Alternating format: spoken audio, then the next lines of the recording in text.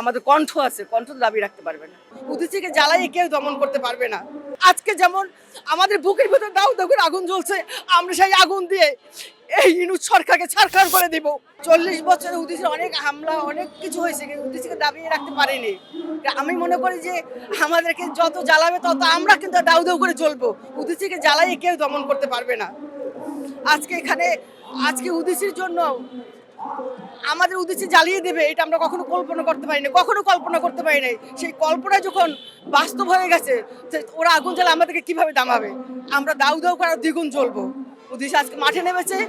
আজকে যেমন আমাদের বুকের ভিতরে দাউ দাউ করে আগুন জ্বলছে, আমরা সেই আগুন দিয়ে এই ইউনূস সরকারকে ছারখার করে দিব। আমি বলতে পারছি না আমার উদীচী গতকালকে দাউ দাউ করে জ্বলছে, মেনে নিতে পারছি না, কষ্ট হচ্ছে, বলার কিচ্ছু নাই।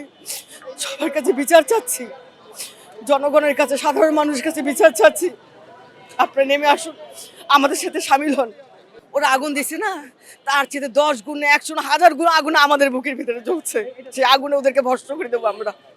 আমাদেরকে দাবিয়ে রাখতে পারবে না উদীচী কখনো, কোনোদিনও কোনো সরকার দাবিয়ে রাখতে পারেনি। প্রত্যেকটা মুহূর্তে, প্রত্যেকটা আন্দোলনে উদীচী সামিল হয়েছে, আমাদেরকে দাবাতে পারবে না, কখনো না।